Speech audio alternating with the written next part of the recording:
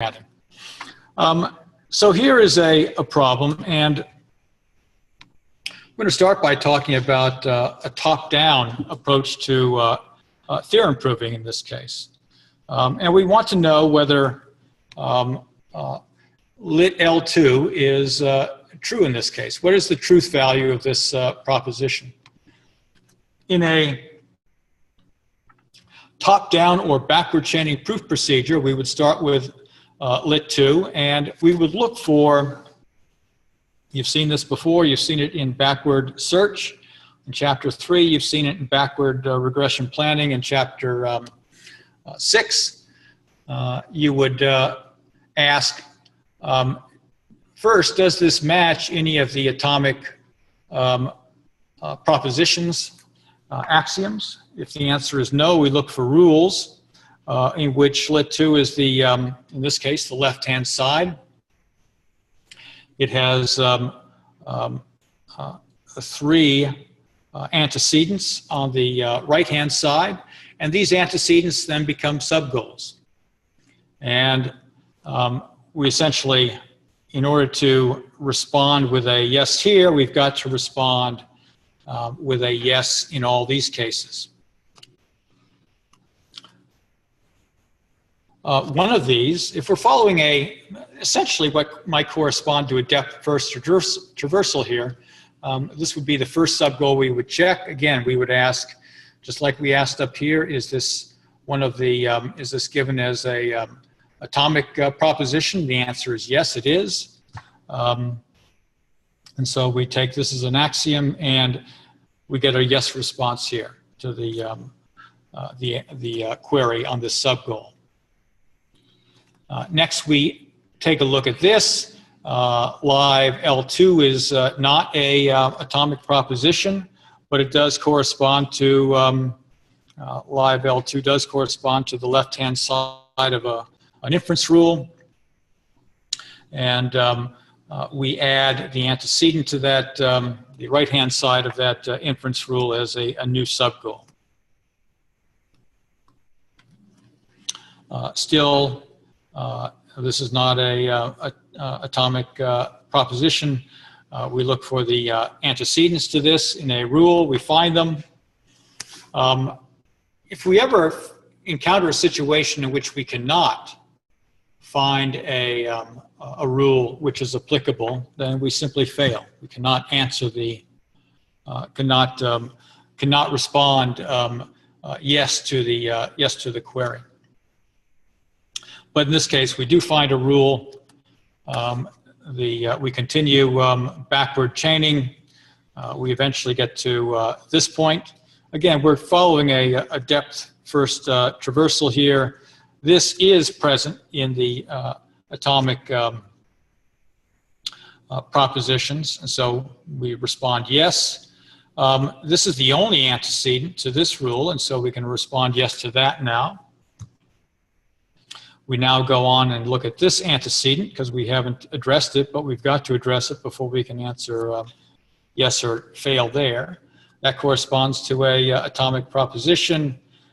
We pop those yeses up. In this case, we've popped this yes up here. We've gone and we visited here. We found out that it's a atomic proposition. We answer yes there. We pipeline that up and continue to answer yes. Moving that up because now we've just one proposition there, a yes. These are both answered yes. This is the last one we've got to check. Turns out that it's an atomic proposition. And now we've got a yes on all the antecedents of this, and we can answer yes to the whole rule. And that's basically a top-down procedure. It is a bit misleading. Anyone want to hazard a guess as to why this example is misleading?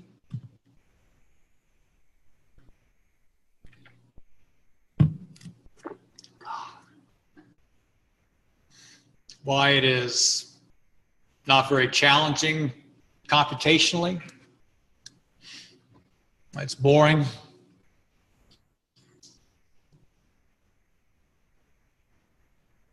So the book makes the following statement. The book says, sometimes this top-down procedure is non-deterministic. In this case, the procedure is not non-deterministic. In this case, the procedure is deterministic. And the reason it's deterministic is when we looked and we asked, what are the antecedents to lit L2, there was exactly one rule, and only one rule, that would allow us to conclude this. Okay? It is possible, and so we chose that one rule. And if that one rule didn't pan out, then we would simply fail. When we looked at this rule and looked at this condition, this sub-goal, there was exactly one rule that applied. There was only one rule that allows us to conclude live L2 using modus ponens. And so this is, again, deterministic. All of these rules, there was actually just one choice to make. But in a real theorem proving setting, and certainly in your planner, which presumably you're now seeing some similarities with the planner, there might be many rules that would allow you to make the same conclusion. There might be many rules that would allow you to conclude lit L2, at least more than one. Say again? And that's where the heuristic comes in, with choosing the best path to explore first. That's where, certainly if where a heuristic might be useful for choosing which of those to pursue first. But the heuristic can be misleading, and whether you've got a heuristic or not, you may end up having to explore many paths, many of those different options. And so let's say that there were two or more ways of concluding this, and we chose to explore this one first. But we got down here and there was no rule that allowed us to conclude or decide upon the value of up S3. Then this rule may have failed. There may not have been a way of expanding and finding a proof using this rule, in which case we would have to choose another rule. So each of the rules we did choose, each of these is called an AND rule, because the right-hand side of each of these rules is conjunctive. But if you had two or more, and as a result, within this search tree, we call this a conjunctive node, or an AND node. But if there had been two ways of determining, or two rules for determining lit L2, we would have expanded them both in a search. And I'll make sure you see an example of this, because I don't know that the book really has a well-illustrated example of this that you can see visually. We would have expanded both of those into two different branches, and we would have had what are called OR nodes.